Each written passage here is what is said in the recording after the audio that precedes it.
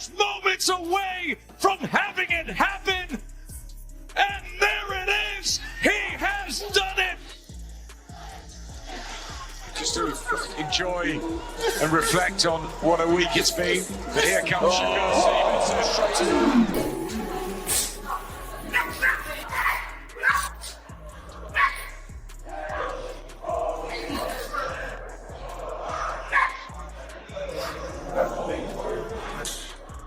Two championship-level athletes, both hitting their peak, collide in an explosive encounter that delivers the kind of edge-of-your-seat drama boxing fans live for. The intensity was undeniable and the aftermath spoke volumes. Check out how this one ended with Teofimo Lopez. Lopez dominated Josh Taylor to claim the WBO super lightweight crown, stacking another prestigious world title onto his growing collection. Following that triumph, Teofimo Lopez took down Arnold Barbosa Jr. in his first defense, keeping his grip on the WBO Super Lightweight Championship and proving he belongs at the top. On the other side of the division, Shakur Stevenson has been operating on a completely different level, dismantling William Zepeda with surgical precision and further cementing his position as one of the sport's most feared world champions. Decision, the fighting pride of Newark, New Jersey, and still the undefeated WBC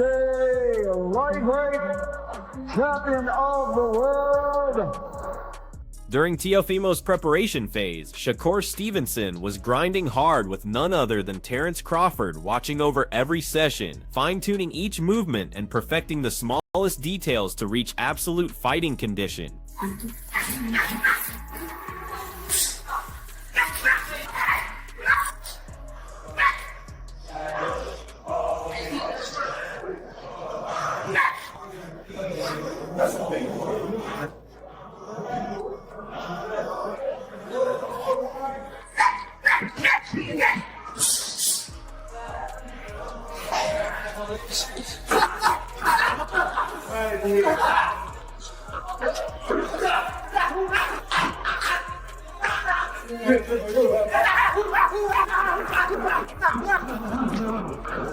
Start the year off right.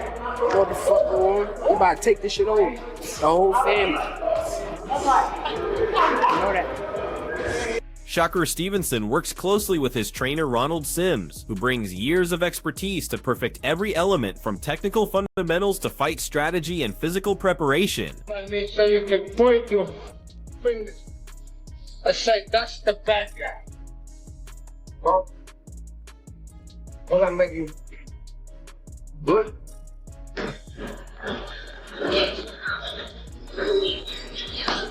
Well, yeah, get ready. We need to be pushed today. Bring this smoke, baby. That dude ain't going to be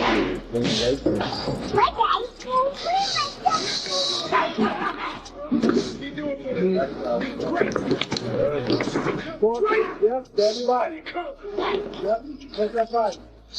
July 12th, demolishment. We're gonna demolish it. Guys way too slow, sports too sharp, too fast, too strong.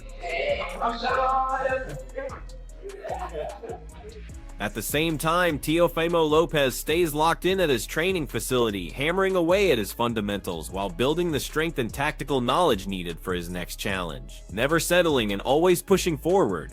Bring your speed.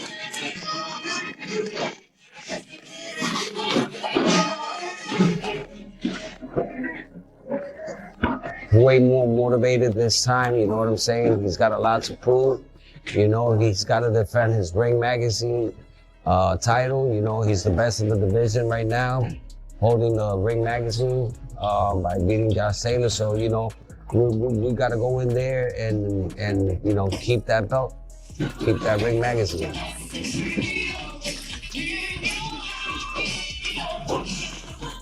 Every time you throw a right hand, you got to pull back, go under.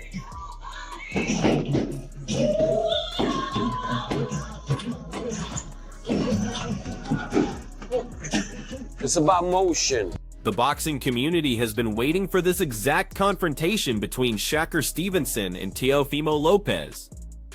Shakur completely understands what Lopez brings to the table in terms of raw talent and the massive obstacles that come with facing someone of his caliber, but rather than backing down, he welcomes the opportunity, knowing exactly what kind of intensity and preparation this battle will require from both world-class fighters. Shakur Stevenson puts in relentless hours at his gym, perfecting every single element that makes him dangerous, including his lightning reflexes, defensive mastery, ring movement, and knockout power, getting himself completely dialed in for his collision with Teofimo Lopez. His goal is simple: step through those ropes operating at maximum capacity against one of the division's most feared opponents.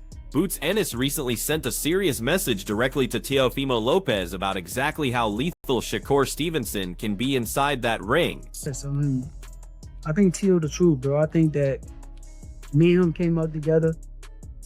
He been the truth. He been winning tournaments after tournaments with me, alongside of me. So I know what I'm dealing with, bro. I know what type of fighter this is. I know I gotta up my level that night because of who I'm in front of. Yeah, for sure. For sure. I mean, how do you see it, right? Because I hear people saying different things, right? Like media pundits and fans. I brought this up to your grandfather on live the other day. Some people say Teo's more athletic than you. Do you agree with that? I don't know. It's hard to say who's more athletic. How you gonna say, okay, let's say they say he more athletic than me. If he more athletic than me, if we go outside and do any sport, any other sport besides boxing, can he beat me in it? What you mean, like basketball or race, or running a race? Any sport, bro.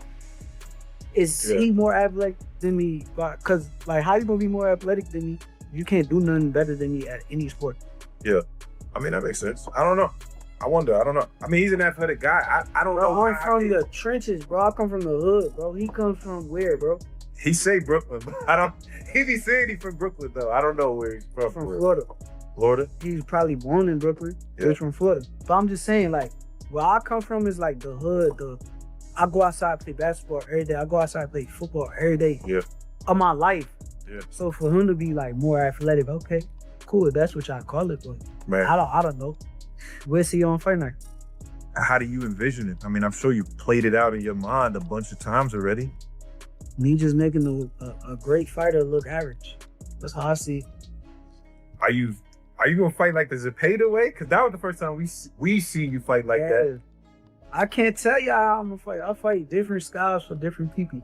Yeah. So I may fight this way for this guy. I may fight the other way for another guy. But my main objective is to get the job done. Yeah. I don't care about like. Ennis points out that Stevenson's hand speed goes way beyond just being fast. It becomes a devastating tool that lets him control every exchange, slip away from incoming fire with perfect timing, and fire back with pinpoint accuracy exactly when it hurts most. Ennis makes it crystal clear that Lopez better not sleep on Stevenson's fight IQ, tactical approach, and ability to see 3 moves ahead, qualities that transform him into a complete threat at every level. Each step, strike, and sequence Stevenson executes comes from careful calculation, showing off his championship-level skills and meticulous game planning. Going up against someone like this requires total focus, detailed preparation, and the flexibility to switch gears instantly, because one wrong move can spell disaster. Ennis is basically telling everyone that Lopez is walking into a minefield when he faces Stevenson, dealing with someone who can read, shut down, and take advantage of the tiniest opening or mistake. This kind of heads-up shows just how dangerous these elite-level showdowns can be, where pure talent by itself won't get the job done. Mental preparation, game planning, and flawless execution become just as important as physical gifts, and Stevenson brings all of these elements together at the highest possible level. Pick him apart. Pick him apart. And I gotta tell everybody that Whichcomb is real athletic too. Teofimo. So I mean, I don't think it's gonna be an easy fight. You know what I mean? People think, a lot of people say it's going to be easy and all. Nah. Teofimo can punch and he can box. And like I said, he's real athletic. So, you know what I mean? That'll make it a little difficult right there. You know what I mean? I see a lot of people going back and forth with it. Some people think Teo got the advantage because of the weight and that he's athletic and explosive. Some people say Shakur is the better boxer. Yes. Right? How you see that fight ending? Well, they saying, you know, they've got the weight and all that. I see Shakur box big guys, light heavyweights and all that stuff. Just like, you know, big box heavyweights and put the heavyweights down. You know what I mean? I think that's the right move for him. You know what I mean? Get up, and I think he can really do good at that weight. This isn't a stoppage. I'm looking at a decision, not a stoppage. But then all according how Teal come in. If Teal come at him, you know, he's gonna run into some shots. It might be over. You know what I mean? Now, you always tell me it's the shot that you don't see coming. That's it. That power is speed. Right.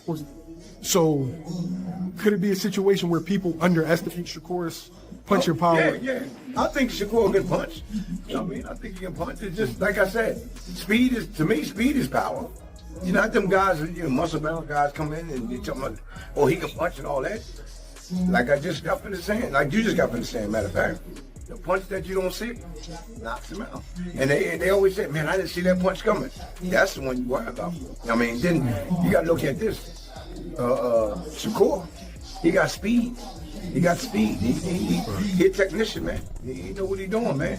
Roy Jones Jr. breaks down the major differences between yesterday's fighters and today's generation, particularly when it comes to mutual respect, professional behavior, and what it meant to be a complete warrior. In Jones's mind, boxing represented much more than just athletic ability, technique, or collecting wins. The sport demanded something deeper, testing your core as a person, your self-control, and your moral foundation. Competitors were supposed to conduct themselves with class, treating their opponents, coaches, and the entire sport with genuine respect, while still projecting unshakable confidence and making sure nobody ever questioned their toughness or commitment. Jones breaks it down that old-school competitors mixed discipline, tactical intelligence, and fighting skills with a strong sense of duty, understanding that building their reputation mattered just as much as what they accomplished between the ropes. These fighters knew that real championship status required balancing respect for everyone around them with the ability to stand your ground when someone tried to test you. Today's boxing landscape tends to prioritize spectacle, entertainment value, and social media buzz, which can sometimes overshadow these fundamental principles. Jones keeps emphasizing that regardless of how the sport evolves, core values like personal integrity, taking responsibility for your actions, and holding firm to your principles will always matter. At the end of everything, he argues that what defines a fighter's true impact isn't just their win column, but also their character, the respect they earned, and the integrity they maintain, both inside and outside the squared circle. To announce the fight. I don't understand the press conference. Shakur Stevenson looked confused about the press conference. Teofimo Lopez is known for saying outlandish things, but I've noticed over the last couple years, he's making less and less sense when he speaks. Like, the types of things that he's saying at the press conference are just unnecessary. The things that he's saying and the way he's saying it, I don't know if it's nervous energy. I don't know if he's just trying to get a rise out of these cameras and people online so they can talk about him. I really don't know what it is, but I don't understand why guys do things like that. What does that have to do with the fight? What does that have to do with boxing? Only thing you might accomplish out of that is making Shakur Stevenson mad, and he try to make you pay for that come fight night on January 31st. I don't get that kind of stuff. See, we'll look at stuff like that and we'll laugh at it in the sport of boxing, and we won't say that that's affecting boxing or hurting boxing. We'll just say that's just the way fighters are. But we'll get mad at a Jake Paul and we'll say that he's ruining boxing because you don't like Jake Paul or the things that he says or the fact that he's making money in a space that he didn't grow up in. To me, these are the kind of things. Press conferences like that, when you got Teofimo Lopez saying some of the things that he said, that's the kind of stuff that give boxing and fighters a black eye. That's why when we walk in a room and people know that you fought for a living or you currently fight for a living, they expect a certain type of thing. They look at you a certain type of way, and you almost gotta prove that you're not that to be able to get some respect when you're speaking to people, because they don't expect us to be people who are sensible, people that can articulate their words, people that can be sensible about how they go about their everyday life. So I personally, listen, everybody goes about this fight thing, this competition thing different. I'm not saying nobody has to be like me, got to be like you or anybody else. Be yourself. But that kind of stuff, to me, I don't really see a place for it in the sport of boxing. It don't make sense. It got everybody scratching their head. And your opponent who came there to talk to you about this fight, he wants to hear what you got to say about what you going to do to him and vice versa. But you got an opponent in Shakur Stevenson who's confused now. He literally was looking around like the look that Shakur Stevenson had on his face was, I did not come here for this. And I think he even said, I really don't know what to say about it. That don't make for a good press conference to me. Yeah, I know. But see, this is what I try to tell you about. I know y'all don't hear me a lot of time when I say it. There's old school and there's new school. Old school has something that been said. They would not have allowed us to be able to come face to face. Because you don't say it to me and think I ain't gonna try to tear your head off as soon as I get close to you. Well, you're not gonna wait till fight night. You're gonna get it in that day. Because some things are too difficult. Because sometimes you go a little bit beyond respect. That's disrespectful. If you disrespect me on any level, we fighting then. Now, I'm gonna try to hold it together but if you disrespect me, which is what he just did, I'm not gonna ask him about what he's talking about. When I get close enough, I'm gonna show him what I ain't talking about. You understand where I'm coming from? So there's a difference. That's why I say you gotta know the difference from the old school and the new school.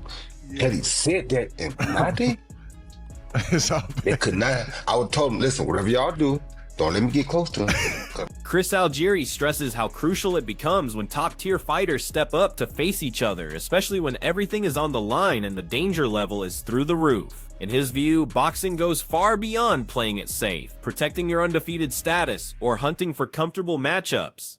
The sport is really about discovering your limits, breaking through barriers, and proving your real abilities when the pressure is at its highest. Going up against elite-level opposition forces every boxer to evolve across all areas, whether that's technical skills, fight strategy, mental strength, staying calm under fire, or physical preparation. These winner-take-all battles expose what fighters are really made of, separating the solid competitors from the truly legendary ones. Playing defense with your career might keep that perfect record intact for a while, but it won't build the credibility, respect, or lasting impact that defines boxing immortality. Real champions get remembered for their bravery, their bounce-back ability, and their willingness to seek out the absolute best, taking away important experience from every single fight regardless of the outcome. For Algieri, this is where boxing's soul lives, in these moments where heart, skill, and intelligence get put to the ultimate test against world-class competition, creating the kind of memories that shape entire careers and push the sport to new heights. Let's have guys take the risk, and let's be okay with fighters having losses. How about that? Guys can have losses and still be at the top of the game. Why not? So this is a really important fight, I think, for the health of the sport. You have gone on record several times saying it's not going to be the best fight or, burning, raging fight, whatever. I think it's going to be an awesome fight because of the level. And it's one of those fights you're just like on the edge of your seat because it's so tight. Are they going to throw a million punches? Absolutely not. Absolutely not. But I think the level is going to be so high, it's going to overshadow that they're not that busy. Yeah, I agree with that. I don't think it's going to be. I mean, you don't have to. You follow the sport, and it's not going to be like some type of shootout. But it's very important. I did say that numerous times. This is a very important fight.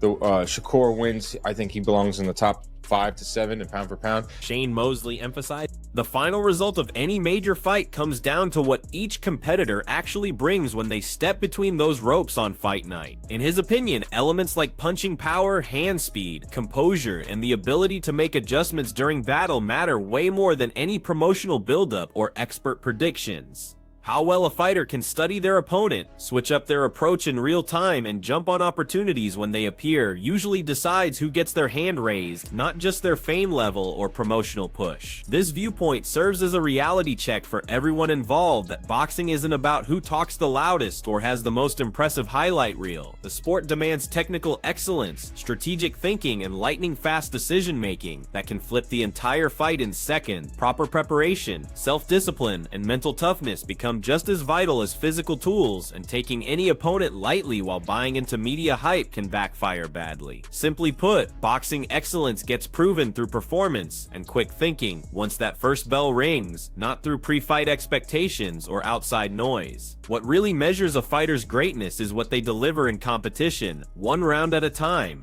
I don't know if Shakur Stevenson is going to get slower moving up in weight or not, where Teofimo can hit him. Maybe he was really fast at 130, 26-30, maybe 35, but 40, you put on a little bit more weight. Shakur Stevenson has a very strong style where he can sit back and pot shot you and box and stuff like that, where Teofimo can also box and is very athletic and can get from side to side and make things difficult for you as well. So what style is going to impose on the other is what we want to see. So which style will impose? Is it something where like the first rounds really will dictate, or? I think you're going to need a couple of rounds, but the first round is going to be very interesting. Maybe you see some tails, but I think maybe 2 or 3 you're going to start seeing one leave the other. Because I don't think that, well, maybe, I mean, Shakur might show some different, if he has to go after Teofimo, he might show some different type of heart that we haven't seen or different type of fighting we haven't seen. And vice versa, you know, whereas Teofimo's hitting him with different shots off the angle that is kind of giving, you know, Shakur Stevenson trouble. We'll see about that. So we just don't know. That wraps up today's breakdown. Catch you next time for more action.